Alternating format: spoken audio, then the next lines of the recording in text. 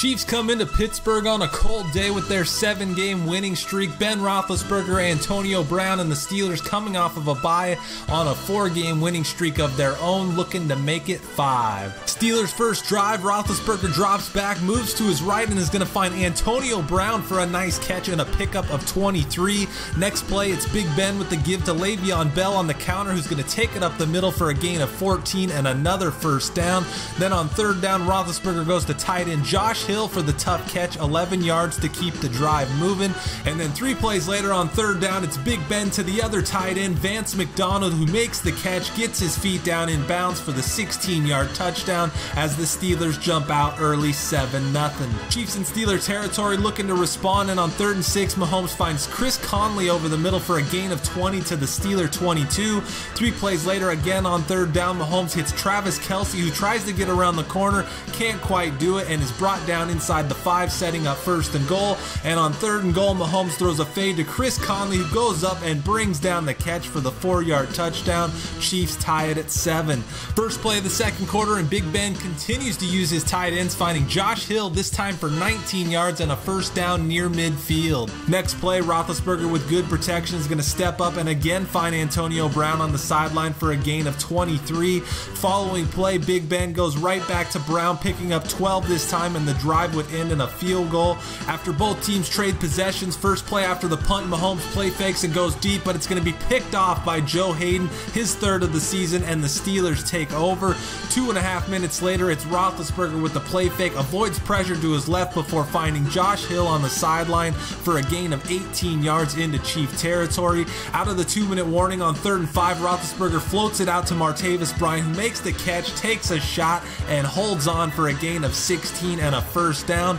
Next play, Roethlisberger looks to pass but decides to scramble up the middle and then spin at the 3, but is taken down at the 2, setting up 1st and goal. And then on first down, it's Roethlisberger again, this time on the quarterback draw, taking it in from 2 yards out to push the Steelers' lead to 17-7. Out of halftime, Steelers getting the ball first, but the Chiefs would start the second half with a bang as Antonio Brown gets upended by Ron Parker fumbling, and Demir Byrd is right there to scoop it up and score. And just like that, 6 seconds into the second half, and the Chiefs cut the lead to 17-14. Later in the third, 20-14 now, right after a Steelers punt, and for the second time in the game, Mahomes is going to throw an interception on the first play of the drive, throwing it right to Aaron Williams, putting the Steelers immediately in scoring range. 3 plays later, Roethlisberger will keep the drive alive, hitting Juju Smith-Schuster for a gain of 10 and a first down to the 19. Then after a holding penalty on first down, Roethlisberger with the play fake before moving to his left and making a ridiculous throw across his body to the right that falls right into the arms of Antonio Brown for the 28-yard score.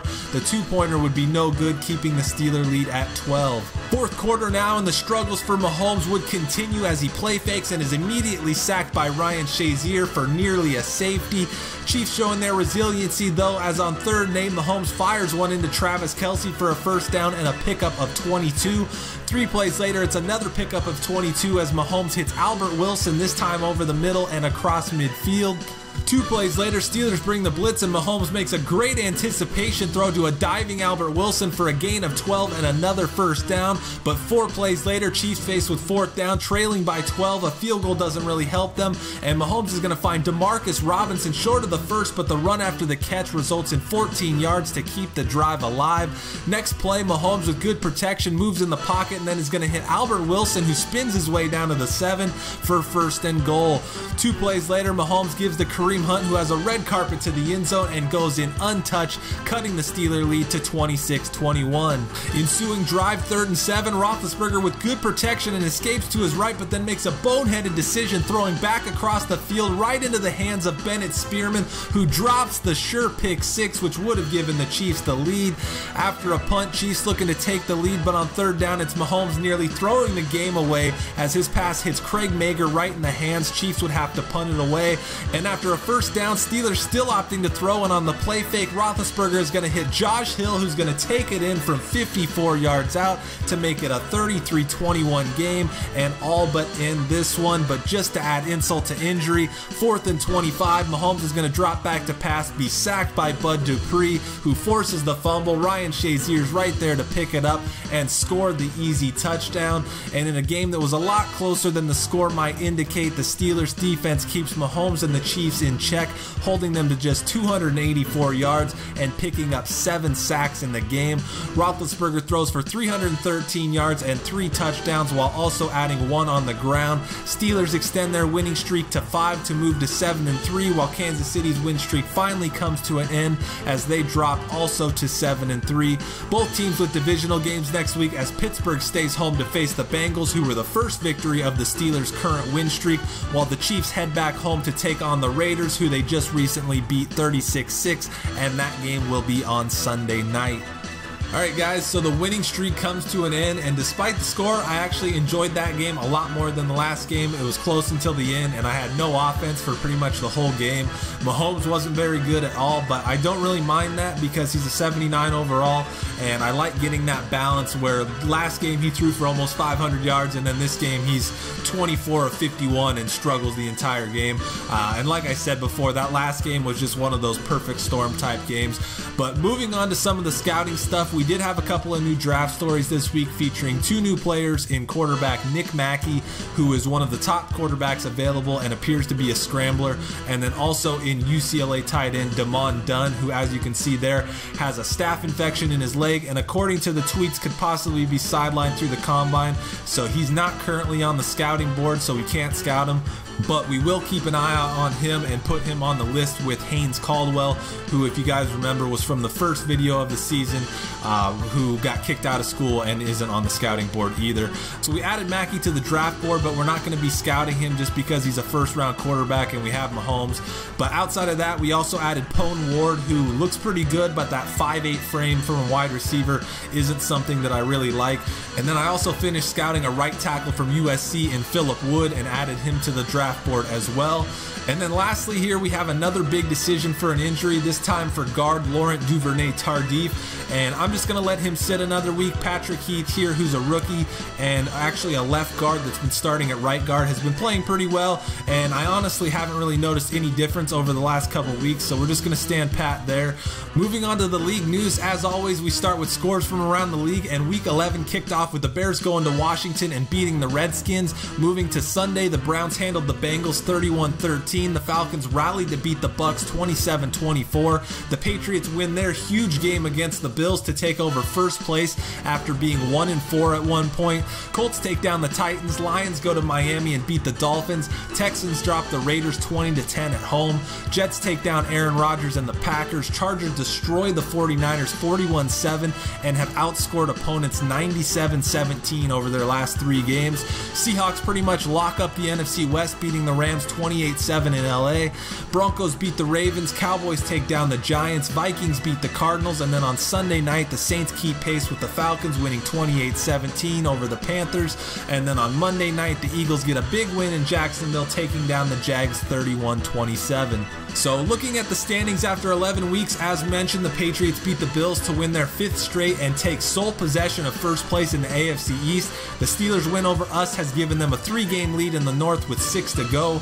The AFC South is anybody's game at this point, as the Colts and Jaguars are tied for first at 6-4, with the Texans and Titans a game back at 5-5. The loss to the Steelers could really hurt our chances at winning the division, as the Chargers are now 9-1. To the NFC side, the Eagles lead the East by a game over both the Redskins and Cowboys. In the North, the Vikings and Bears are tied at 5-4-1, with the Lions chasing and the Packers falling out of the race at 4-6. The South continues to be all about the Falcons and Saints, with them at 9-1 and 8-2 respectively. And then, as we said before, the Seahawks have all but locked up the division at 8-1-1 and a sweep over the Rams, who have fallen to 5-5. For the third consecutive week, we're responsible for the AFC Offensive Player of the Week. However, this time it's from the other team, as Ben Roethlisberger of the Steelers takes home the award after throwing for 313 yards and 3 touchdowns, while also running one in as well in the win over the Chiefs. To the defensive side, Titans linebacker Avery Williamson takes home the award this week, amassing 12 tackles, 1 interception, a forced fumble, and a fumble recovery. Despite Williamson's performance, it didn't help at all as the Titans lost to the Colts 35-14 in their division battle. For the second consecutive week, the NFC Offensive Player of the Week is Eagles quarterback Carson Wentz, who completed 26 of his 38 passes for 298 yards. Wentz only threw for 1 touchdown, but also added another on the ground to help the Eagles to their 31-27 Monday night win in Jacksonville. The Defensive Player of the Week for the NFC also comes from the NFC East, as B.J. Goodson notched a ridiculous 21 tackles in the Giants' 38-22 loss to Dallas. Goodson, a 4th-round pick in 2016, now has 110 combined tackles on the year, 91 of which are solo, leading the league in both categories.